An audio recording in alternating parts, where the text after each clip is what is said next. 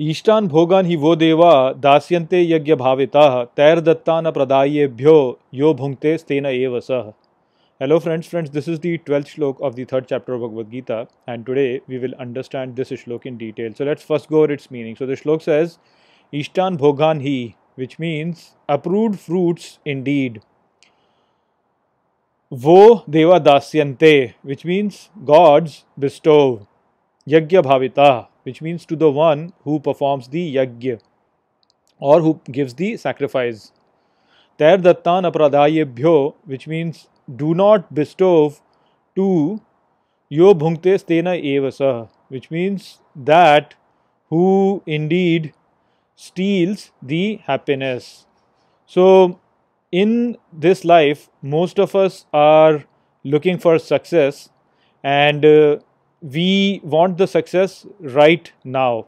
So we have this sort of impatience inside us that we want the fruits of our actions right now, and we don't want to make too much effort for that. So in that regard, Shri Krishna is telling over here that the fruits that a person deserves, indeed gods provide that to him, and the fruits are provided to the one who performs the yajna.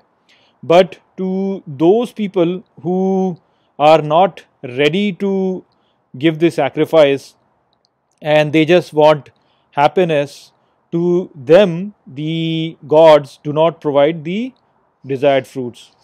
So basically the idea is that in this life you get what you deserve, and if there is something that you think that you are not really getting, then that means that you do not really deserve it. So in this life we all want to get our results really quickly, and this is the real reason for all the problems that we face in our life. And that is why people have said that the path of Hari is path of the devil, because we don't want to put much effort, but we want the results out of it, and this is what creates all the sorrow that we feel in our life. Now here some of you might argue that well, there are a lot of people I know who haven't really put too much effort, but they have got the happiness. As an example, if you are born in the family of a person who is very rich or a person who is very powerful, then that person has a much higher probability of really succeeding in life. Well, to that regard, the point that you have to understand is that the happiness that we feel in our life is not really because of the situation in which we are in our life. The happiness that we feel in our life actually comes from the change in our situation. So if our situation goes from worse to better, then we feel happy. If our situation goes from better to worse, then we feel sad. It doesn't matter at where state you are. So if you are, say for example, a clerk and you become a manager, then you will feel happy. But if there was a manager and that manager becomes a director, then the kind of happiness that he will feel will be the same as what you felt. So that is what you have to understand, that in our life it is the change in our situation which really matters. What situation we are in at, that doesn't really matter much. And so the point is that if you really want to be happy, then you have to change your situation, and to make a change in your life you have to put in an effort. And if you are looking for shortcuts, then that basically means that you are trying to steal the happiness.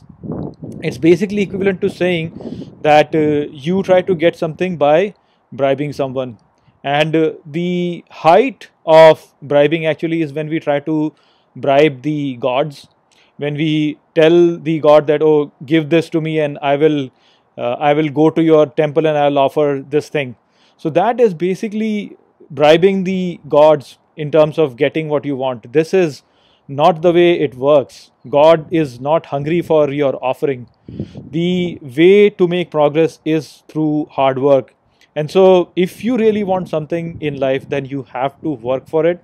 And whatever work you do, you dedicate it to God. That is the only way through which you will get what you really want. So that's what Sri Krishna is saying over here, that the approved fruits are offered to you by the gods if you perform the yajna, when you do selfless service. If you are not ready to do that and you want happiness, then that is basically equivalent to stealing, and this stealing will never bring you happiness. And so God will never bestow to you the desired fruits if you are not ready to work for it. So I hope that I have explained this shlok well to you. With that, I will close this video. I will see you all in the next video. Take care.